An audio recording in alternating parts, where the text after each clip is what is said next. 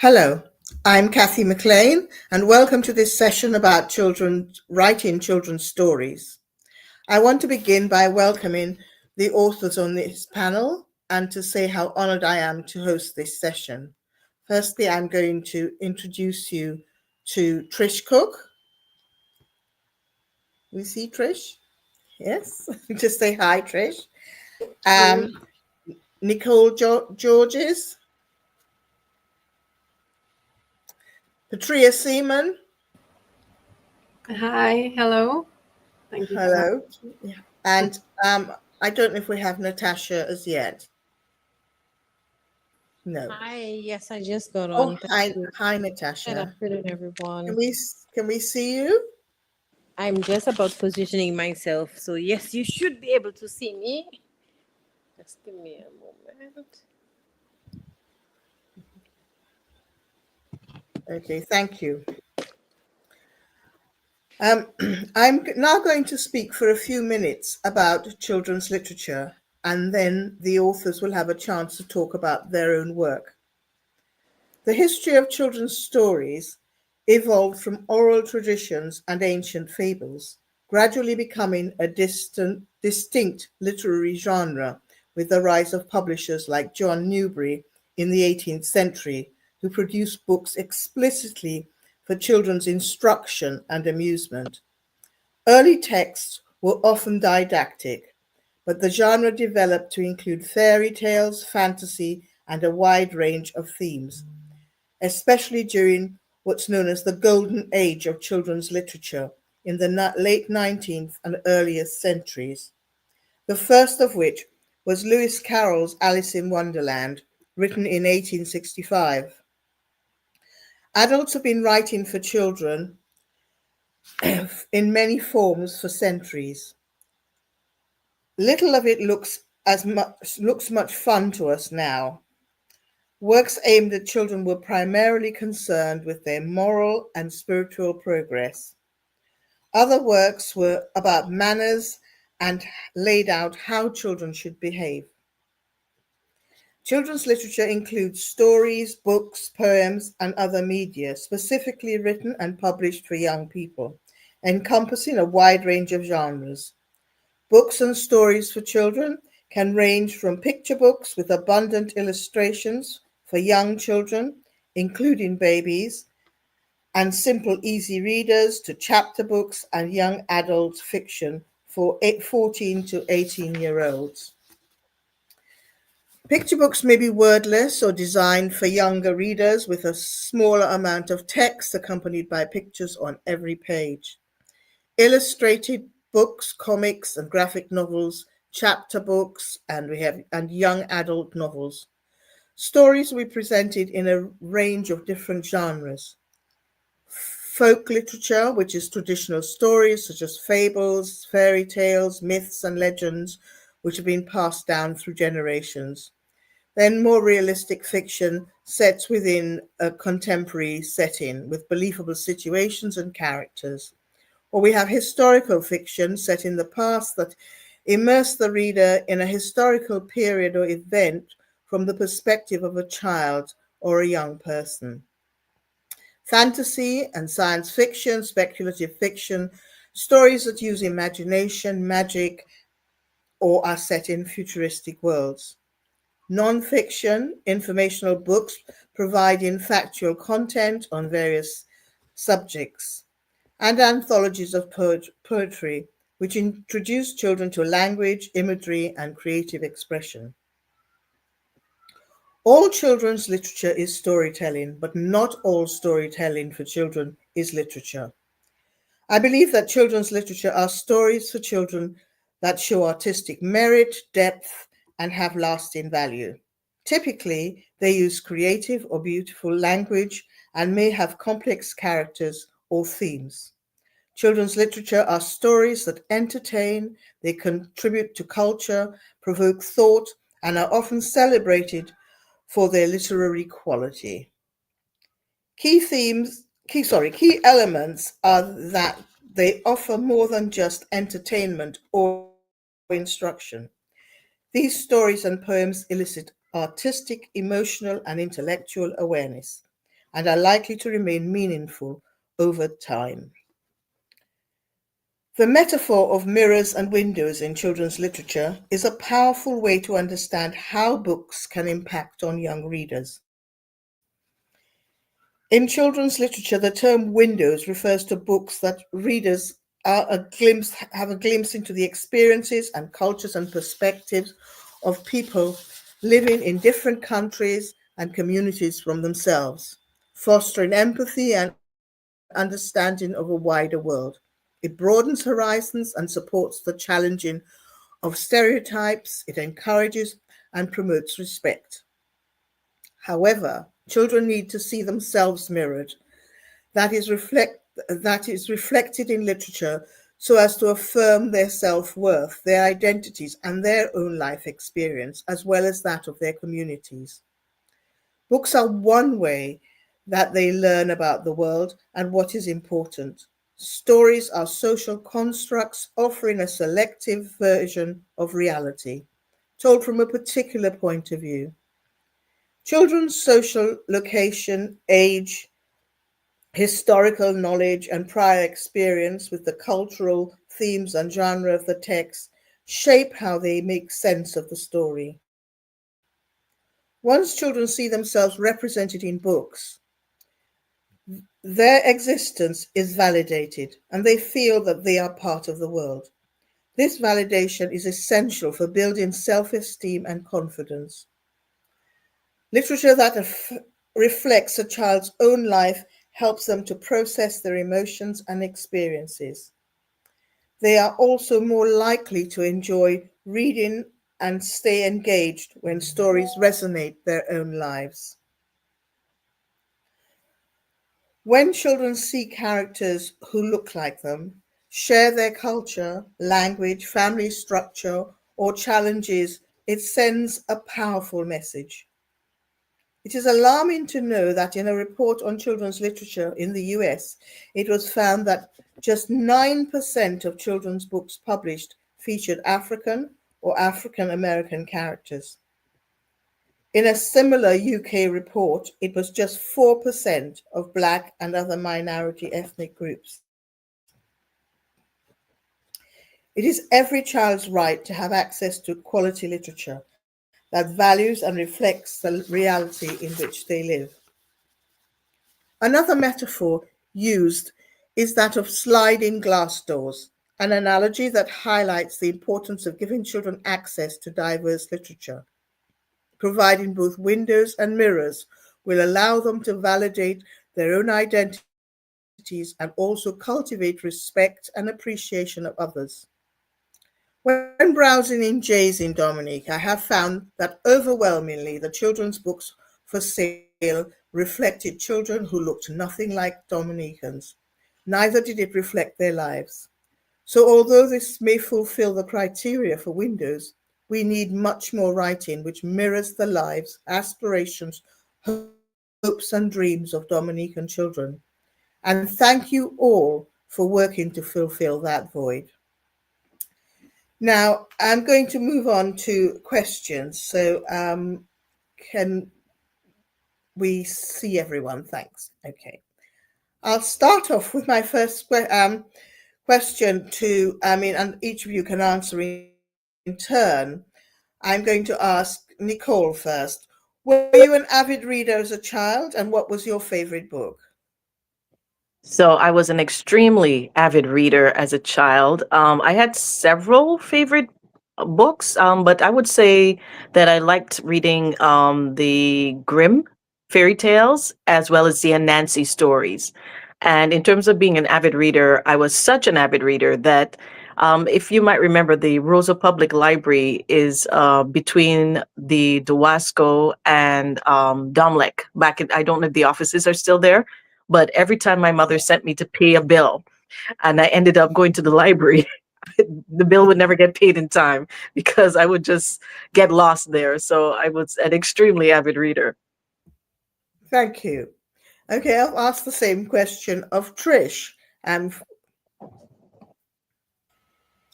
Yes, I too was an avid reader. I particularly liked Enid Blyton books. I think that they were more common and available to us in the UK.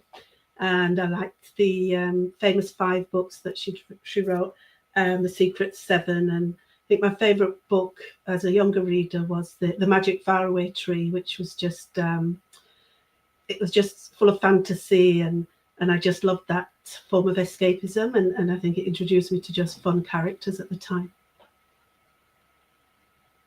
Thank you. Now I'll ask the same question of Petrea.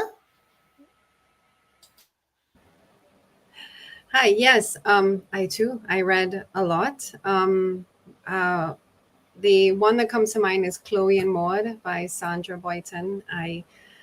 I'm even still entertained reading it to my kids. And then Chronicles of Narnia, and just any books that help me, see a different world. I loved fantasy and exploring, all the different ways we could express ourselves in the book, especially growing up here.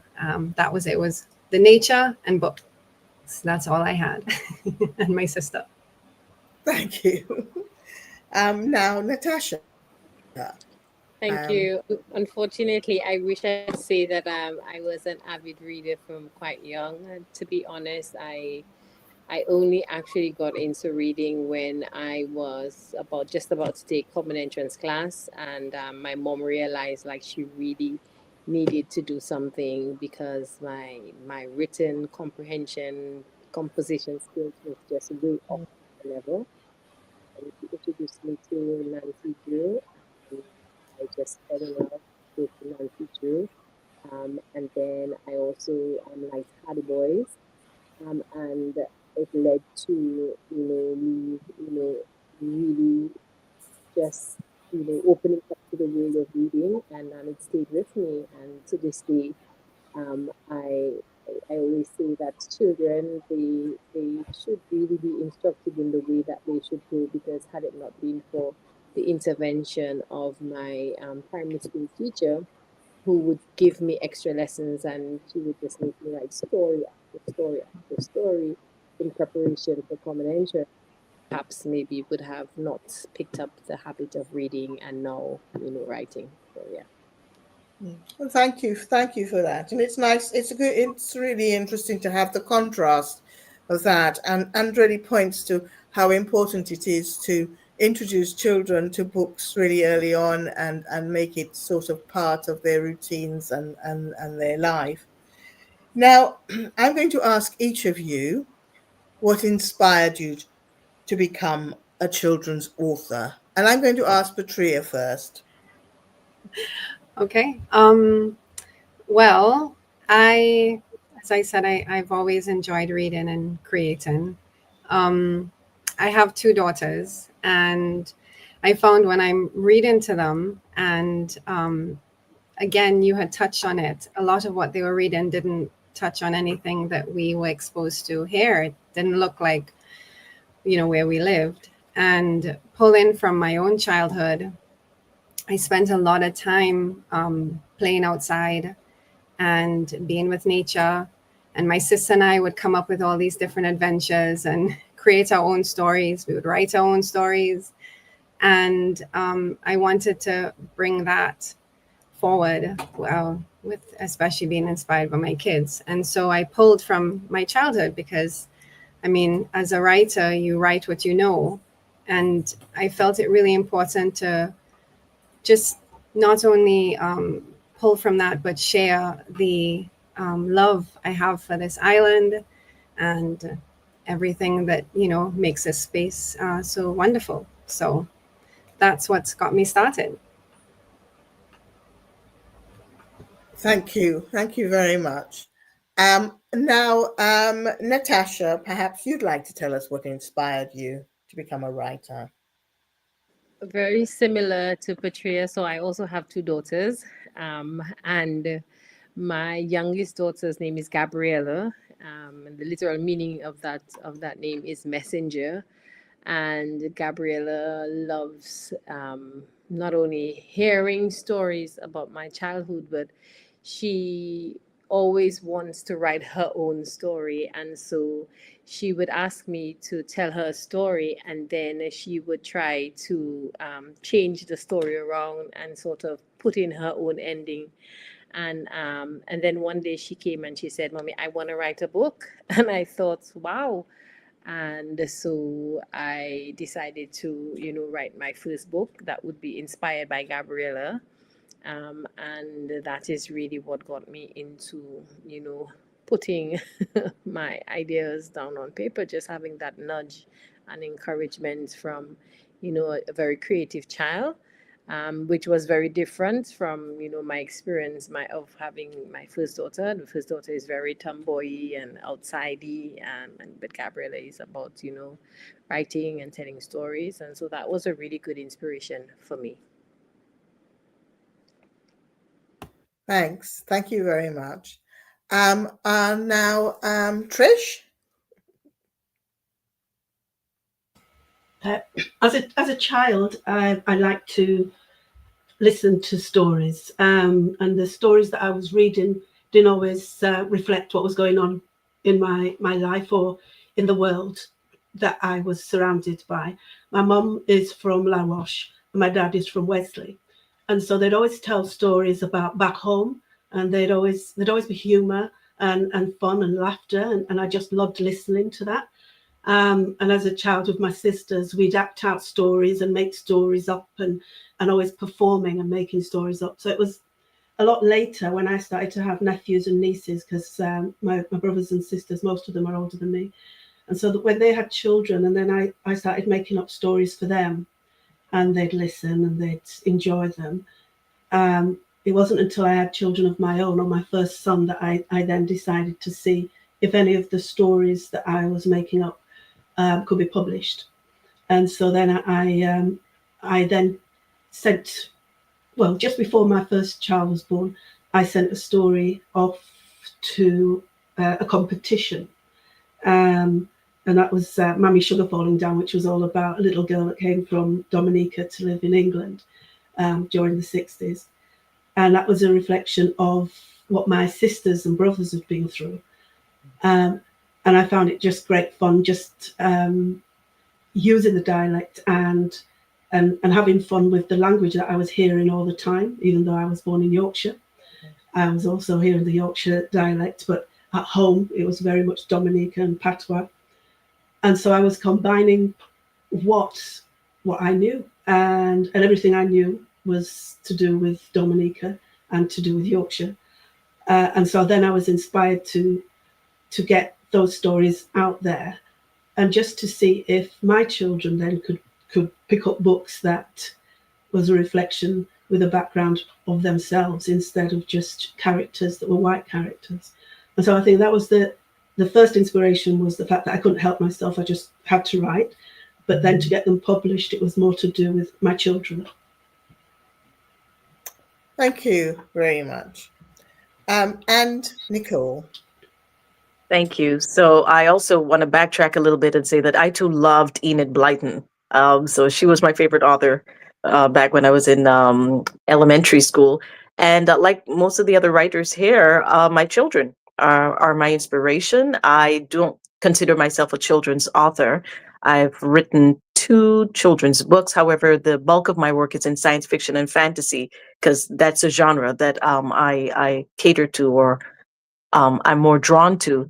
But as I had children and they had things that they were dealing with as Black children in a multiracial, multicultural society, I felt inspired to produce a small novelette, which was called Dominique's Hair, and that was after my daughter, because her name is Dominique, and just sort of encouraging her to embrace her natural, beautiful hair, which she felt was so odd and different from all of her classmates. And then this second book, which is Terry the Bunny, and based on accepting of people of various faith traditions, is also the direct result of an incident that she experienced. So my daughter is really the reason that I have these 2 children's books. Thank you. And I find it's quite interesting how, how many authors, sort of Black authors I've come across in the UK who started writing because they wanted their children to see themselves reflected in children's literature. Now, Natasha, would you like to introduce one of your books and talk about how you came up with the idea for your story? Sure, thank you. So I only have one book. That's okay. And it's called Gabby and the Little Go-Getters, inspired by Gabriella, who is my daughter.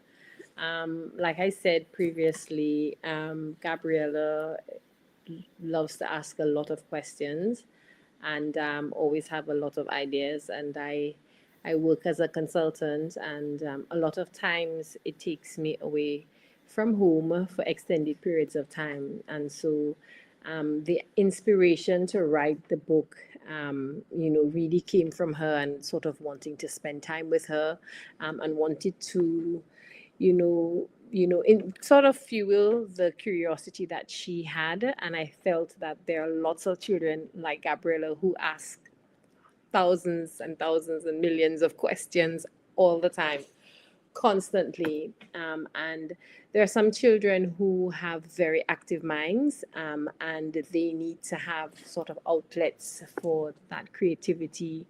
And so, in this book, Gabby and the Little Go-Getters, I really focus on encouraging children to find people and find, resources that would help inspire their creativity and that would help spur them on to continue asking questions, especially when they have projects that they want to do.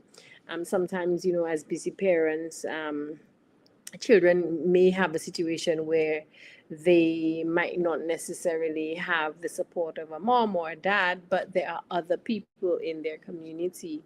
And so the book talks about children being able to have ideas that can work, that can inspire their community. And even when they're small, they can also work with others, and find resources that are close by to fulfill their creative inspiration. And so it is about Gabriella wanting to create an animal sanctuary in her backyard for all the animals that was in and out of my garden. So after Hurricane Maria, we had a lot of agoutis that moved in, and so that poses lots of problem for me in my potato patch. They are always eating my potatoes.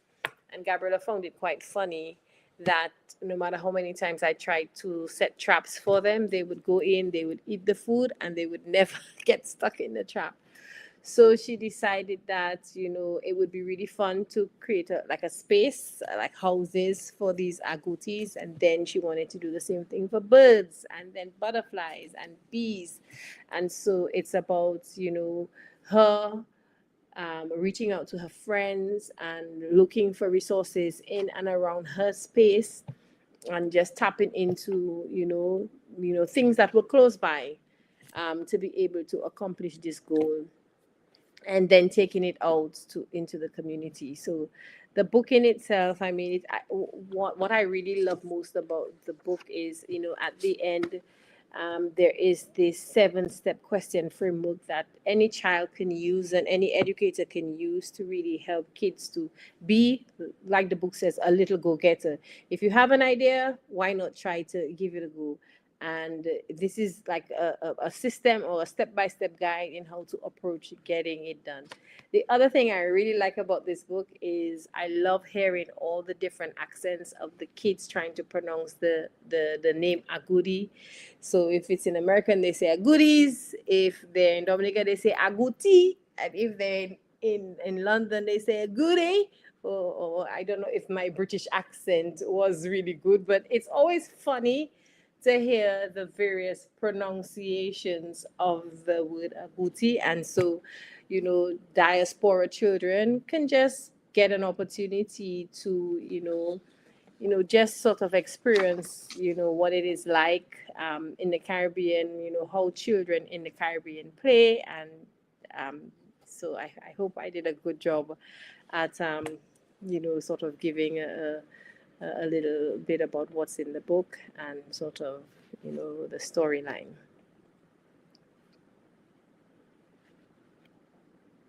Thank you. Sorry, I was on mute. And I will ask the same question, really, of Trish now. If you want to talk about one of your many books. Yeah, I'll talk about my latest one, which is this one, The Magic Callaloo. Oh, I've come across that, yes.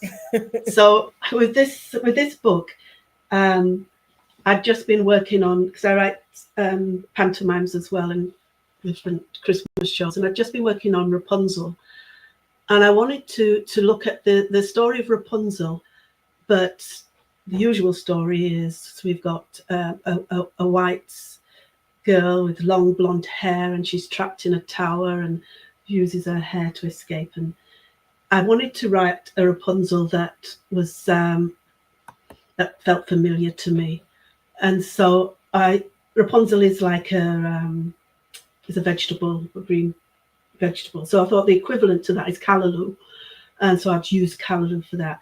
And I wanted a Rapunzel who had a big afro hair that grew outwards and not long and straight and down, but a big afro, and she'd have to use that to escape. And then as I was discovering the story and finding my way through it, I looked at entrapment and how someone could be trapped in a tower or somewhere else. And then I started to think about the journey of Black people and how they'd been stolen and taken away.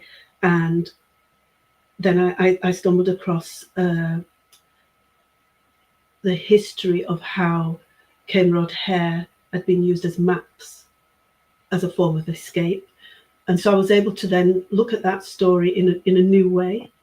And so that was the main inspiration behind it, was telling the story in a way that it hadn't been told before. And it was just used as an inspiration, because then the story goes off in lots of different places. But yeah, I really enjoyed writing that, and it was just great fun just to look at it differently. Yeah, thank you. I love the idea that it's derived from what a traditional, a traditional fairy tale that a lot of us will know and a lot of children will know, but it makes it more, about a Black child with different hair. Petrea, would you like to talk about your book and introduce your book and talk about how you came up with the idea for your story? Okay. So I wrote Good Night, My Sweet Island. When my youngest was about, she was just under a year. And of course you're reading, and as many of you are aware of, is Goodnight Moon and various goodnight stories. And I thought, well, why don't I do a goodnight story for Dominica? And so cell phones are really convenient, because I would be, well, I don't know if I should say this online, but, I'm breastfeeding, or I'm just like doing things with her, and I'm just like, thinking of ideas and working through the rhyme and thinking about what I want to talk about and just exploring the idea. And it happened over, quite some time. And then when I finally decided I wanted to, push it forward, I really sat down and worked on it. And I had, I was part, I don't know if I should be talking about the illustrator as well, but I had, I'm part of Write-Tukubuli Artists Association, and I'd reached out and to see if there was anybody that'd be interested in illustrating based on, what I'd already written. And there was, a lot of really great people, reached out and said yes, and sent in samples. It was great. And I found Suzanne, who I felt really captured what it is that I wanted to get across, because while I do love the natural world, I also love magical realism and tying in sort of the magic of, the imagination mixed in with nature. And so through that, we came up with this, and it was, really eye-opening experience, the whole process. You'd think a children's book doesn't take very long, but it takes a lot. And so coming with that and that whole project, took about 3 years, and this is the end product, and I'm very proud of it. And all the people that also offered input over the way. So yeah, thank you. Thank you very much. Now, Nicole, which of your 2 books do you want to talk about? So I'm going to talk about Terry the Bunny, and I'm just going to ask our producer to just put up a copy of the photo of the cover. Thank you. So I really enjoyed taking an anthropomorphic, I have to say that slowly, approach. And I was inspired a little bit by Beatrix Potter's approach to characters as well. And I wanted to do sort of a cute, cuddly animal that I felt most children would be able to embrace. And so the story of Terry the Bunny is that he and his best friend, Purple Turtle, they'll nod to Dominica there, have a fight because they discover that they don't believe in the same things. And so the book is really about Terry trying to work through, can I be friends with someone who doesn't have the same faith tradition that I do? And with a little gentle guidance from his mother, Mama Mabel, and his own thinking, we come to hopefully a happy ending. So that's pretty much the story, and the inspiration of it, for it, actually came from an incident with my own daughter having a fight with one of her best friends who was Muslim, and we are of the Christian faith. And they did have a fight at probably about 8 or 9 years old about who God really was. And I thought, wow, this was a very heavy, deep discussion that they were having at that age. And we had to sort of provide guidance. And I always felt that I didn't have the right words at the time, but it's 20 years later, but I feel that this is what I was finally able to do with Terry the Bunny, and hopefully giving some guidance as to acceptance and providing space for everyone to express their opinions and to express their beliefs. So that's it in a nutshell. Thank you. Now, my next question for you all is about your writing process and how you chose what sort of style to write your book, the particular book that you've referred to in. I mean, for instance, I know that Petrea's book is in rhyme, which is a bit different from others. And also that and they're all picture books of a certain type. So I'd like you to talk a bit about that. So if we start off with Trish. I think with this book, I looked at the traditional way of how fairy tales are usually told. And I used that kind of language throughout. It's very different to, for instance, So Much, which would be for a younger group, and that was very much repetition and using baby language and West Indian language together. But with this one, it was very standard English, but again, like I said, in the fairy tale style, just because of the nature of the subject.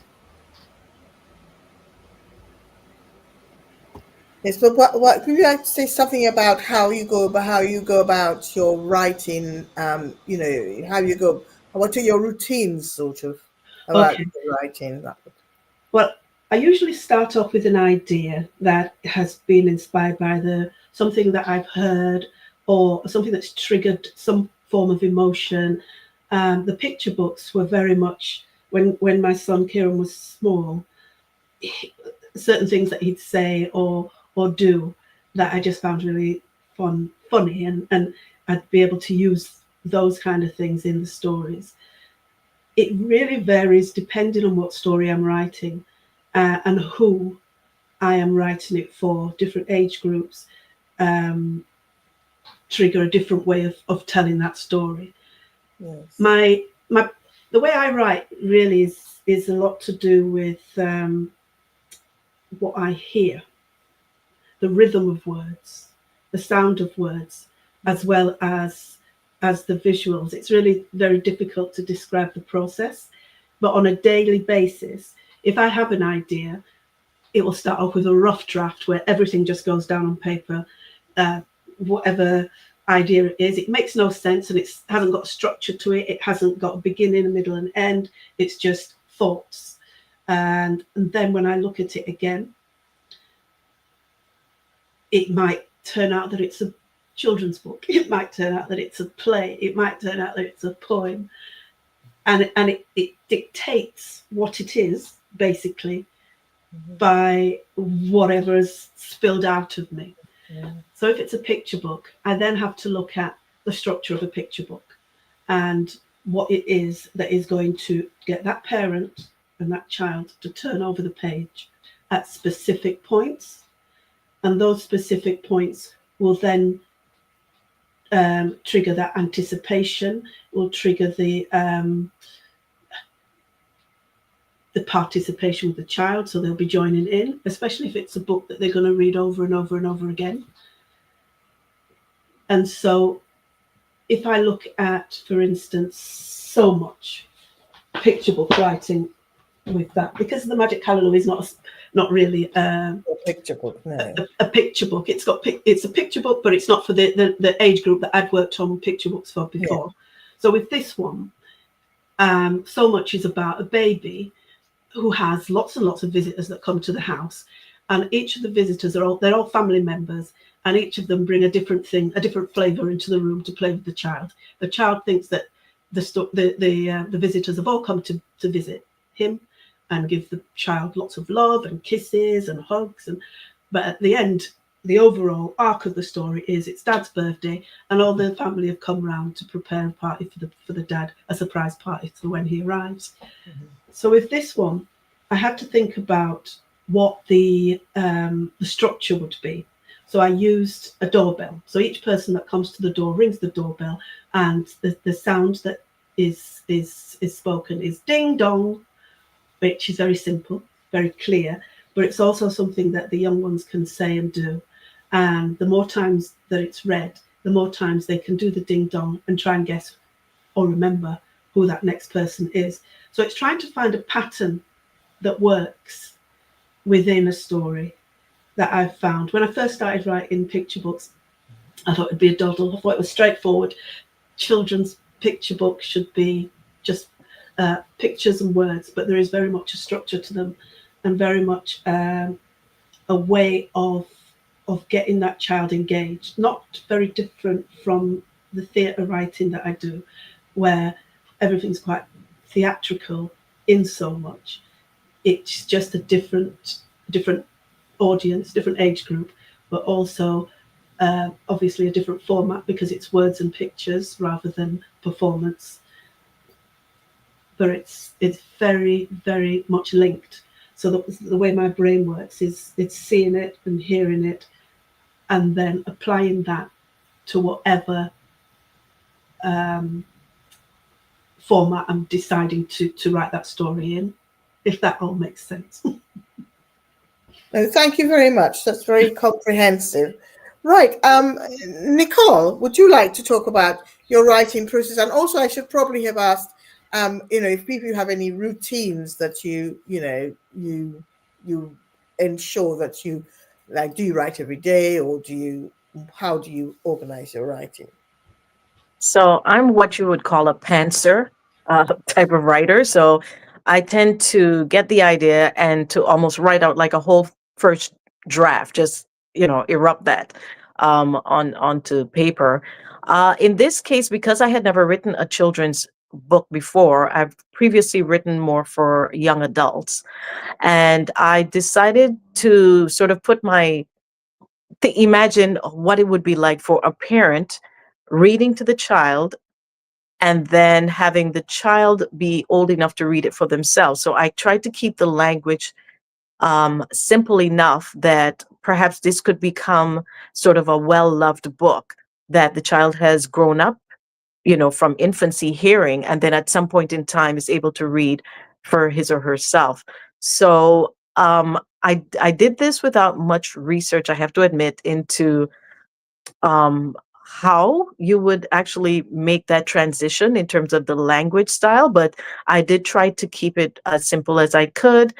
I've learned a lot through the process in terms about children's writing and what appeals to children. But hopefully I've managed to strike that balance because as I said, I'm not a children's writer per se. I don't have a routine when it comes to writing, but I do prefer when I do have, a creative moment to write in the early mornings. I find that works well for me. By mid-afternoon or so, I'm getting kind of tired and sleepy. So early morning works for me. And yeah, I just enjoy having sort of a quiet space to work and maybe a little music in the background for a little inspiration. But yeah, so I do have other children's books now that I've gone through this process because, as I said, I've learned so much. And I guess I will be developing a routine of some sort. Thank you. Natasha, would you like to talk to us about your writing, how you organize your writing and how you chose the writing style that you used? This is a very interesting question because while I have ambitions to continue to write, what I would ideally want to write would be self-help motivational books. Bless you, whoever it is. I can't see who that Yes, was. me. But so having my daughter be the main inspiration for this, my first children book, which by the way is a 6-part series. It was I want to say that it might have been easier on me as a first time writer because she was very sort of graphic and very descriptive of the things that she wanted to do. And so because she literally sort of narrated the project idea, I was able to sort of have discussions with her, go back and forth, and then it sort of changed up as we went along. Me personally, I suspect, and I've started writing another book, and I suspect I may want to have a style where I sort of lay out. I think this is the opposite to prancing. I'm not so sure, but I may want to sort of have my table of contents decide my main theme and sort of write around that main theme. But I think for me, I feel like I was better able and more open to allowing Gabby to mirror through me when I was calm and when I tended to do it later in the evening, which usually for me, I tend to wake up very early in the mornings. So it would be really interesting to find out if my writing style and preferences will change as I begin to write, continue to write other books. But I think I usually need to have some kind of structure because I will be all over the place. For this book, sort of, Petrea said that, I was surprised how long it would take. So it took me about a year. And if you know when you have an 8-year-old asking you every day, is it done yet? It's a lot of pressure. So I suspect I would have taken a lot longer had it not been for her constantly asking me, is it done yet? I mean, there were times she would say, Mommy, I don't think that book, I don't want that book again. Don't write the book again because you're taking too long. So, and that in itself was motivation. So I suspect that I would definitely need to sort of develop a routine, and I suspect that perhaps maybe I'm going to either decide that Sunday will be my day, I have cooked, or I'm not cooking today, I'm going off in the country and sit and write for like 2 or 3 or 4 hours. But again, I'm not so sure I've written enough, to be able to say that that will be my go-to style. But that's how I feel, anyways, as of today, the 17th of September. Yeah. Well, thank you. It's really interesting to hear that it was a sort of collaborative project with your daughter. Really, that sort of collaboration is really interesting to hear. And I think that people often think that writing a picture book or writing for children is going to be easier than writing for adults, but believe me, I don't. And I'm sure that those of you here will attest it isn't. It takes time, and it's a very precise and it's a very clever sort of writing a picture book. I mean, now I'm going to ask Petrea. Well, so I start with an idea. But I don't, like Natasha was saying, I'm not sure if I have a specific routine. Right now, I just sort of flow through what's available in the day for me to take set aside time to actually write, which is something I should be doing, is to make sure I allocate time. But as of now, my trusted phone, I'll be doing any task and I have an idea, or I'm thinking on an idea or working through the story in my head, because quite often, I should say I'm working on a few more stories. And so I'll just be walking and I'll be thinking on it. And then I just have an idea, I'll write it. And so I try to incorporate it into every day, because I realized I don't always have the time to set aside the, 5, 10, 15 minutes, few hours just to be able to do that. I'm making more time now, but that has helped with just doing that brain dump. And then once I feel I have enough, then I will start to really get into it. And once I get into it, I just keep going. The other thing I wanted to mention is Trish had talked about the flow, and I love her book so much. And I wanted to mention that when I was writing this book, I kept in mind that the parents will be reading it. And when you're reading stories for kids and you know that they're going to be reading it over and over again, you want it to be fun and easy for you to read and sort of flow off, roll off the tongue. And I was trying to accomplish that with this book. And reading so much to my kids, you're so comfortable just reading the words just follow each other. It's wonderful. And that's something that it takes a lot of, just working through each word, and it takes a while to do that. So coming up with the words, and even originally, and knowing when to shave down. Something also I found interesting in this is that you want to keep it within a certain number of pages. And I had, about an additional, I think, 5 or 6 verses, and it's deciding, okay, what do I want to keep? What do we take out? And which flows best, one after the other, kind of carrying you through the story. So the whole process is very eye-opening, and for future books, I definitely feel like I have an understanding and very high respect for any picture book author. So, but yes, so just I write down my ideas and then explore on that and go from there. Thank you.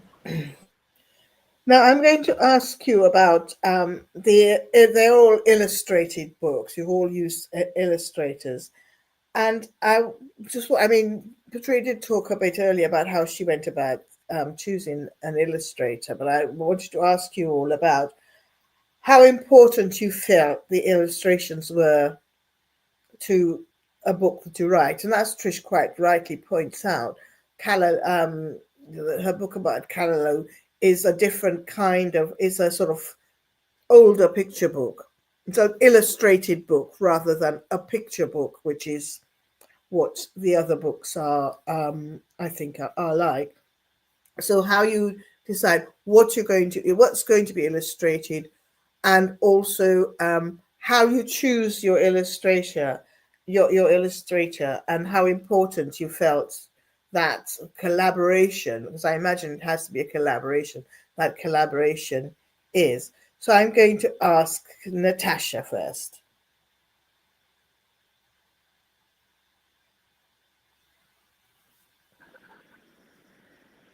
Okay, so collaboration. It's about the illustrator, really. I mean, and did you collaborate with anyone, or how did you go about your the illustrations that you chose? Yeah. So collaboration is an important word for me, because when I first decided that I wanted to do this book, as a new writer, I definitely reached out to persons, that I felt who would be sort of a good support system.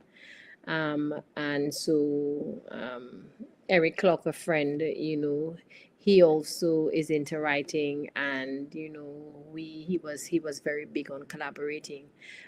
One of the things that I'd said to him is that I didn't want that when my daughter looks at these pictures and her friends who are featured in this book from about 3 different schools, that they wouldn't be able to identify with the images and what was being represented. And so I was very adamant that I wanted a local illustrator. And it was a rough process for me, because when I finally found an illustrator that I wanted to use, there was this clause that basically for every time we use the images, we would have to pay a royalty. And that posed a little challenge, because I knew from the very beginning that I was going to sort of use this book to do school projects, and it was going to be used, outside of Dominica in my collaboration with my friend. So that was an issue that we went back and forth about, and then in the end I sort of decided no, it wasn't best for me, at least not for my first book. And so I ended up, going online and just using an illustrator. And that was really painful for me, because that girl and the images and how we were represented was like so amazing, so local, so perfect. And so I think collaboration is important, because when Petrea spoke, I wrote down Emma's name, because I was like, maybe I need to speak to Emma next time for my other editions. But I think collaboration is important, and representation. The amount of times I ask them to change the eyes and change the nose and change the hair. We don't all have rasta. We're not all locks. So collaboration is important. Yeah. And would you like to show us your sure. So people can see what you're talking about, what you're talking about. So this is the cover. And just if I just go through some of the images. So I mean, in the end it kind of worked out, but in terms of the eyes, how the eyes were really, not the shape of our eyes. We just wanted it to be more, demonstrative of, our children and our community. And so, I think it's important to have collaboration,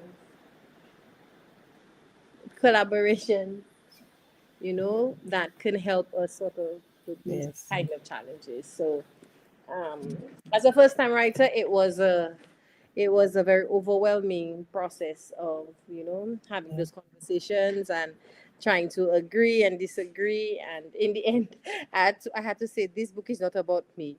If I have a double chin, it's okay.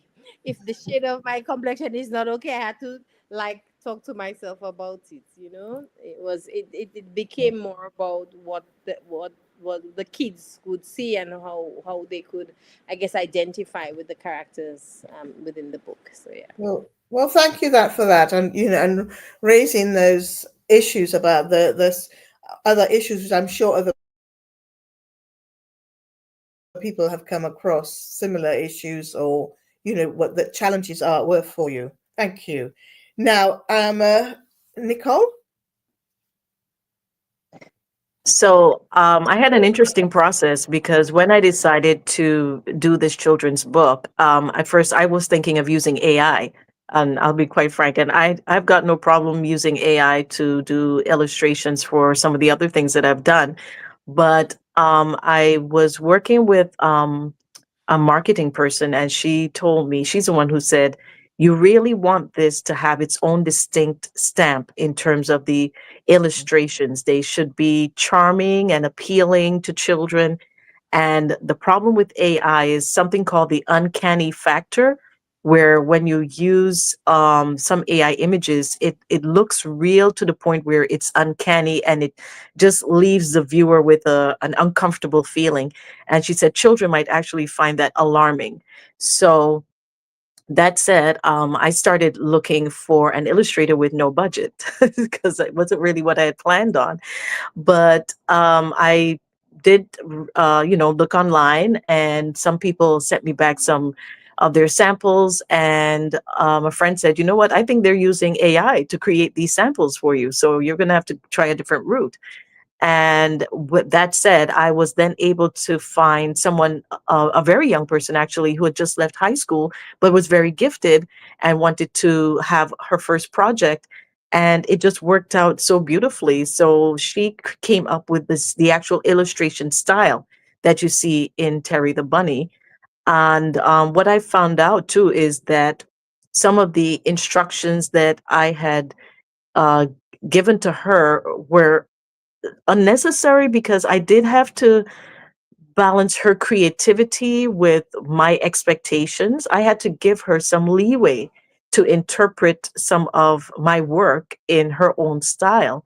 And there were things that I had written into the text that were no longer necessary because I now had an illustrator. So, for example, if I'm saying Terry wore red denim, red denim overalls, it wasn't necessary for it to be in the text, because the child can now look at the image and see that Terry is indeed wearing red denim overalls. So that also helped me in the editing process, because I realized that I did not need to have detailed descriptions for quite a lot of it, because it was obvious in the illustration. So what I've discovered through the process is that the illustrations became an integral part of the story, and it was not just that the illustrations were depicting what the text was saying, but rather the two elements worked together to create the story in the child's mind. So that was a really interesting process, and something that was very new to me. And but yeah, I think it turned out really well, and we're looking forward to creating some more books in the series. Thank you. Wonderful, thank you. And Petrea.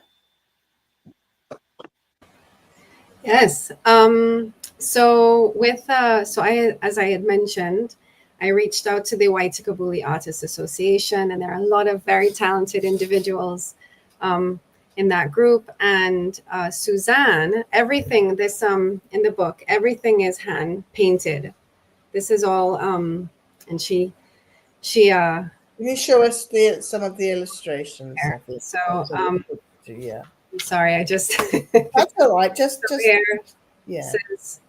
And so you see how we had gone through.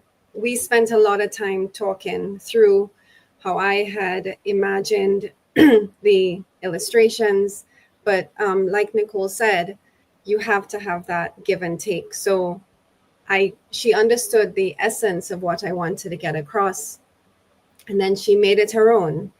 An important element for me was magical realism. So bringing in different parts, like, you know, the child on the whale, and the agoutis walking across with the leaf, and all these elements that came together. She, you know, enjoyed doing that too, so it worked out. But in the beginning, we spent a lot of time trying to come up with what style to use. At one point, it would have been sort of a collage and mixed media, and slowly we did all these mock-ups.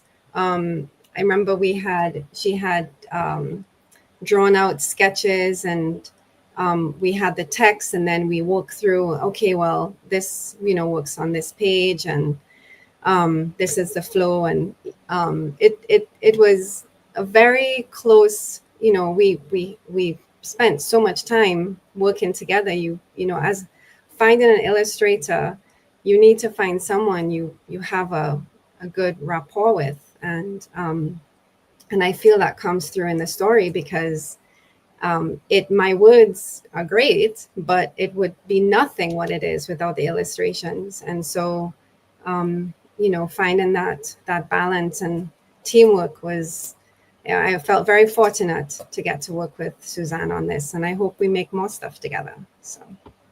Well, thank you very much for that.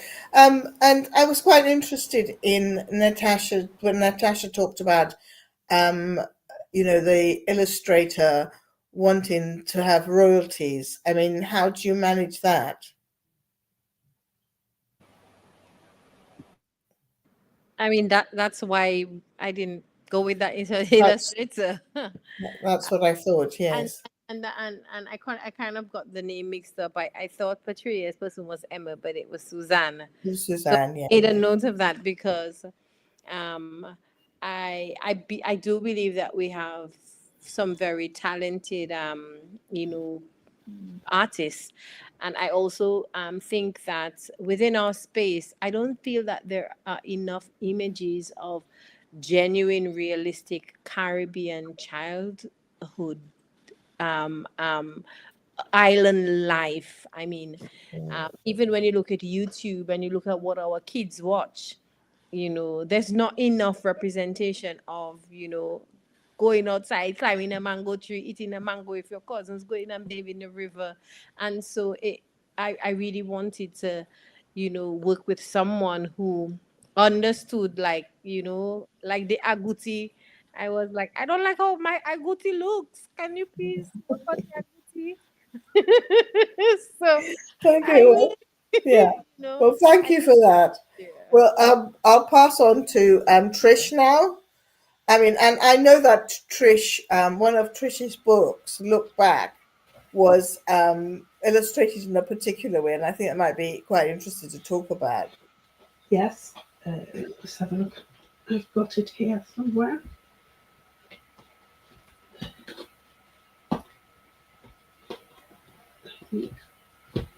Anyway, with Oh, don't worry. oh yes, okay. I mean, with going back on what Petrea was saying, and I think choosing the right illustrator is so important, and it has to be someone who is telling the story or telling their version of the story through pictures and complementing the words. So they're not saying, like Nicole was saying, you're not repeating in the illustrations what's happening in the words, but it's like another story going on that the children can look at and pick out different things, that, as well as the words that they're picking out different things. They're picking out different things in the story. And with this book, it's about a little girl, well, a grandmother and a grandson. And the grandmother is telling the grandson about when she was a little girl and how she had encounters with the Tibolon. And she's trying to tell the grandson, who was in England, all about what that actually meant. And the illustrations are just so intricate and so beautiful. Caroline Binch did a fantastic job on that.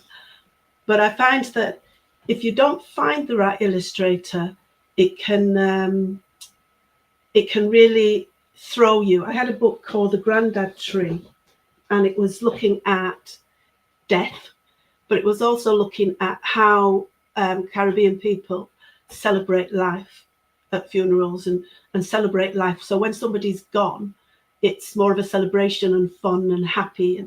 And we went through a few different illustrators to try to get that across.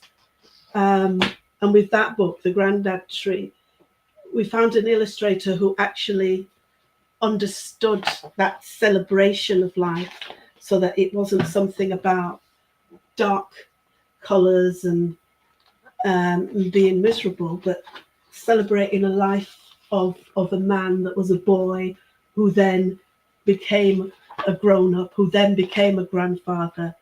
And this one was done with pastels, and so each of the children's books that I've done, they've been so different. I've had to work with different illustrators. When I say work with different illustrators, I'm not, the publisher usually helps me to find an illustrator. And then it has to be someone who understands the words enough to be able to come up with their thing, so that I'm not interfering too much. But then when I have a look at drafts, if it's going way off the story, then I can comment and say, no, well, this doesn't work, that doesn't work. But I don't go into the detail of that the eye doesn't look right and stuff, because I allow them as an illustrator to do their thing, and me as the wordsmith to do my thing. And I think then because there's no way I could do what they do, and there's no way they could do what I do. And I enjoy that form of collaboration, and just allowing them to show me things that I may not have seen in the words, and taking it on a different level. And that's the way I tend to collaborate, from a distance and then go close when I'm looking through the overall illustrations. Yeah, so it's just a different process. Well, thank you all very much. Those were my questions. I don't know if we have any questions from anybody else, or whether you wanted to ask each other questions. Nicole, yes. So I just wanted to make mention that we do have some comments from our viewers. And yes, we do. And I noticed that one person was asking why we don't have any male authors on the panel. And as a member of the steering committee for the festival, I can answer that. And it's simply because we did not have any male authors register for this particular workshop. I'm sure that they are out there, but unfortunately for this time frame, we did not get any male children's authors applying to be on this panel discussion. But I'm sure they're more than welcome, Kathy, if perhaps they want to follow up with us. They can definitely let us know that they're out there. Any Dominican authors, male authors who have written children's novels, please get in touch with us. We'd love to give you your platform and your stage as well. That's right, absolutely. Please,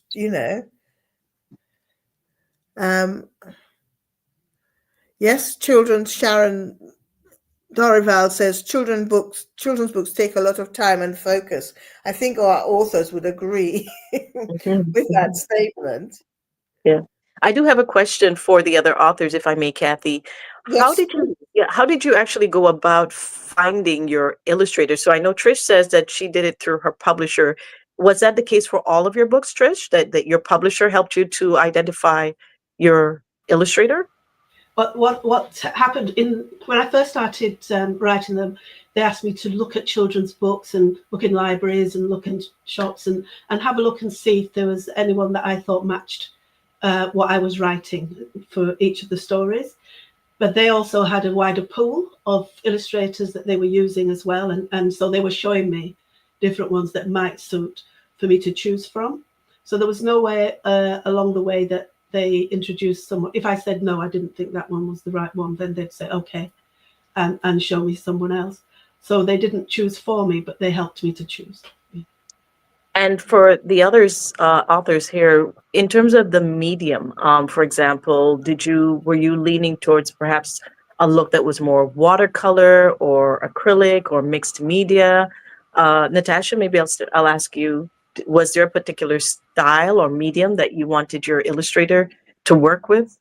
No, to be honest, I just wanted to be reflective of, you know, Dominican, children and spaces, and Mhm. I think that was the biggest for me, and so for me, things that are important, would be the facial features, the houses, the animals, that the kids can say, "Oh yes, that looks like." Oh my God, I'm really looking like Gabriella, because we wanted to. There are 4 children featured in the book, and each at a different school. And so we when um, once the book was written, we thought, oh, it would be good to be able to go, to the different schools and tour. And I thought I really wanted that the children would look and say, oh yes, that's definitely Gabriella. Oh yes, that's Jezreel. Oh yes, that looking like an agouti for real.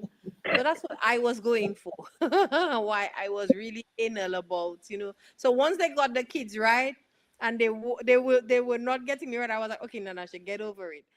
They got the kids right. They got, Okay. yeah. Petrea, was there a particular medium that you were looking to work with? I mean, I think she did an amazing job. It's just so stunning. Yeah. But did you know that that was going to be the end product? No, no. I mean, I'd seen her work, so I've always been a fan of her work. But no, it became what it is. She knows Dominica so well that I think I just, once she captured just the key points, she just went at it. She did it, made it her own, and so I let her, full reign. To just have fun with it and do what she felt was the best way to get that across. But I do think that if I was writing a book that was a little more scientific, if I wanted to really talk about specific animals and plants, then I may opt for a different medium, depending, like a watercolor or something. But again, I feel like just once the illustrator can get that message across, then however they do it, it works.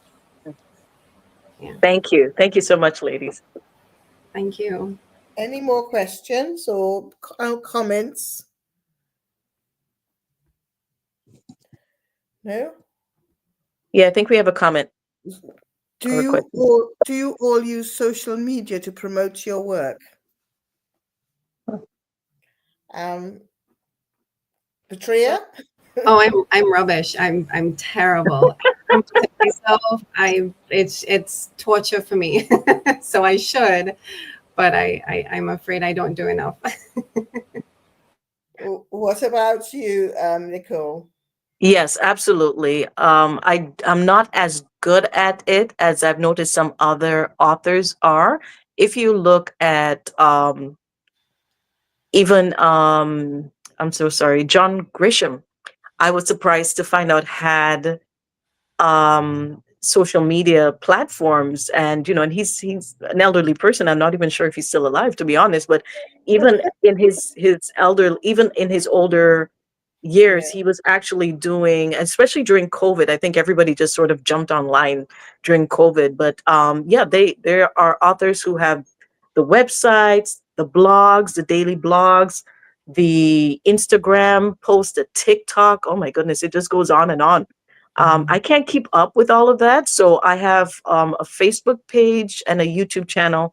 And when I tell you, I struggle just to try to keep content up on just those two medium. I mean, I'm really impressed by a lot of YA authors who are on the TikTok, they're on the Instagram, and they are like sometimes posting multiple times a day.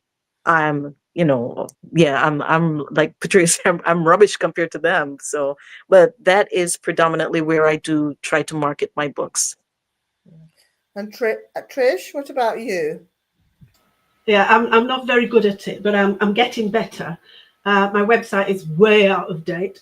My Instagram, I'm started to post things now and then. My son's helped me.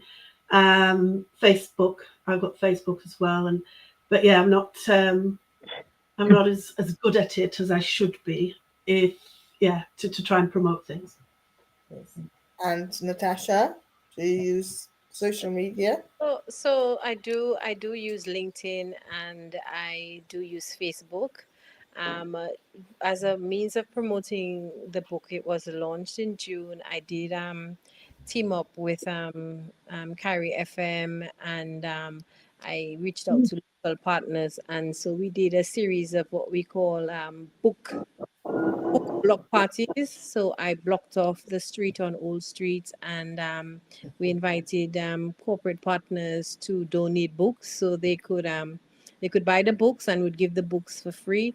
And so we did two of those, and that was very successful. So we our target was 100 books. We were able to do 100 books and give those books out, and it was fun because the kids were able to face paint and recreate some of the scenes in the book. There was bouncy castle, there was cotton candy, and of course there was reading, and it made reading a lot more cool and a lot more fun. And one of the things that I liked about that was I felt like when the kids got on the mic and they read out loud, it did something really magical. I found kids who were struggling with reading coming up in public to try to read, and that was very inspiring. And so now we are doing another round of tours. This time we're going into the schools and we're partnering with some of the local companies. So we have a few persons who have come and donated books, and we'll do that again. So that's the approach I have taken to I did print 250 books, so You gotta sell them. I have to get Yes. them up. Yes, we had a comment from a viewer who suggested that who found it so interesting that suggesting that we should team up with Dominica Radio to promote our writers. I think most of us probably have at least sent them press releases when our books came out, I would imagine. Yes, I would imagine. And you have to do it again and again and again and again. But I should say that the Ministry of Education has included in October, October is like a heritage month. And there's 1 week in October, which is about local authors. Oh, that's wonderful. That's So, wonderful and to I think hear. week of the 6th. So during that week, I will be at 3 different schools, and corporate partners have come on board and donated books so that we'll go and do these activities. So that person who made that comment, yes, I think it could help if the media would be willing to get on board, but it can be expensive. I mean, if you get Imo News to come out, that's that cost, and if DBS comes out and Carry FM comes out, it's still a cost. And sometimes, I mean, if you're thinking of leaving your day job to be an author, it can be a rough. So those are costs that we have to take into consideration. Thank you. Well, thank you all. I don't know if we have any more comments or questions. It's been a real privilege for me to spend the evening talking to you, and I really appreciate all the work that you've done. And I think you're doing a tremendous job for, promoting children's writing for children, and also putting forward work where our children can see themselves reflected in. So thank you all very much, and good night. Thank you. You're welcome. Thank Thank you. you for having us. Thank you, Kathy.